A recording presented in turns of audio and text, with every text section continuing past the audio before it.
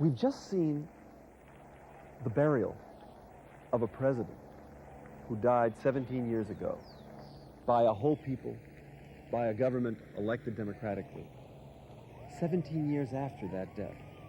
And what's extraordinary is that this could happen even after Pinochet, during 17 years, tried to destroy Salvador Allende, tried to destroy everything Allende stood for, and tried to destroy also even his memory. And yet he has been buried in spite of what the military wanted, in spite of everything. The poet Ariel Dorfman was a friend of the former Chilean president Salvador Allende. He joined thousands of others as they paid a posthumous tribute to the Marxist leader who died in a military coup in 1973. However, the funeral has proved controversial for the country's new government, mainly because Allende remains an important figure in Chilean politics. It is his socialist party that now governs the country in conjunction with the Christian Democrats. Salvador Allende came to power 20 years ago in free elections. He promised to transform Chilean society by constitutional means and imposed an extensive nationalization program. However, the president's government failed to obtain a congressional majority in the elections of March 1973. Accelerated inflation led to food shortages. Allende's relationship with the military became increasingly strained as clashes grew between pro- and anti-government groups during the early months of that year. Speaking at a huge rally in July of '73, shortly after a failed military coup attempt, Salvador Allende was defiant. He said that he had no intention of leaving the Moneda presidential palace until he'd fulfilled the mandate given to him by the people. The only way to stop him would be to fill him with bullets.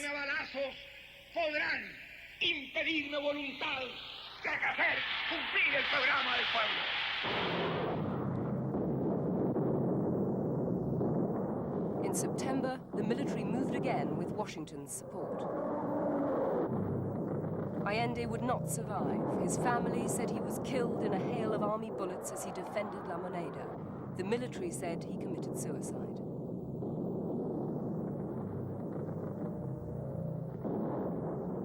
Thousands were to be executed or would simply disappear in the following years.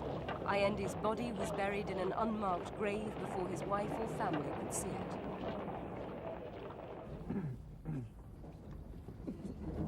"17 years later, in the cemetery of Vina del Mar, as the daughter of the late president watched, Chile began what many hope will lead to a national reconciliation. They see it as important that the nation restores dignity, not only to the former president, but also to the thousands who were victims of the years of oppression that followed Allende and who also lie in anonymous graves."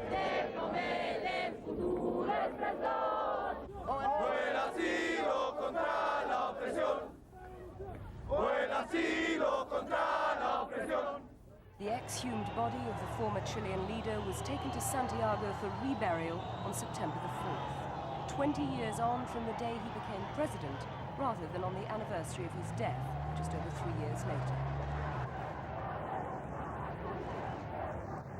However, the Chilean right wing and members of the former military junta condemned the tribute. They labeled it as political opportunism. The man who took power from Allende, General Augusto Pinochet, said that the armed forces would not play a part in the funeral.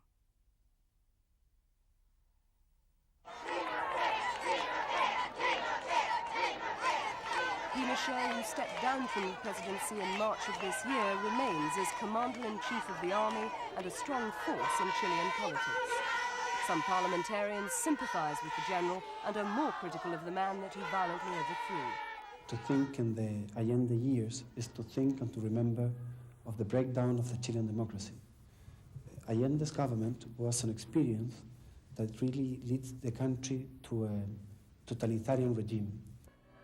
In many ways, it's ironic that it should have been a former political foe, Patricio Aylwin, now president, who is said to have taken the decision personally to rebury Salvador Allende.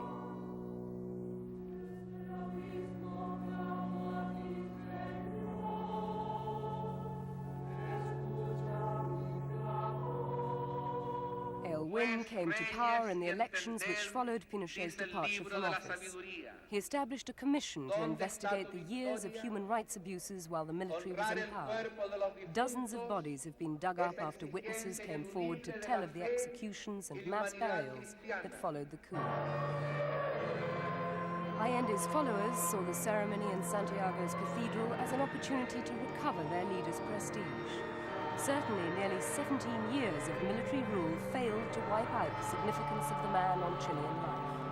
Even many of those too young to remember Salvador Allende recognize his importance.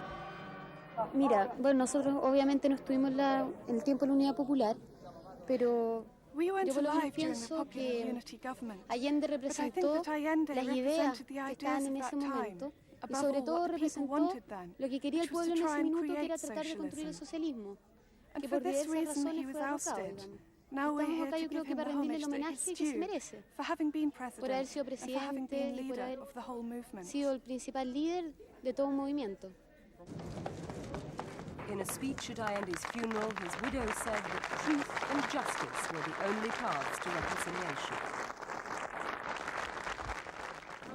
It is said in Chilean folklore that offerings must be made to the soul of a person who has died a violent death, or it will wander the earth restlessly. Many Chileans hope that truth and justice will be offered to help the souls of all those who died during the years of repression. Peace must be made with the past before looking to the future.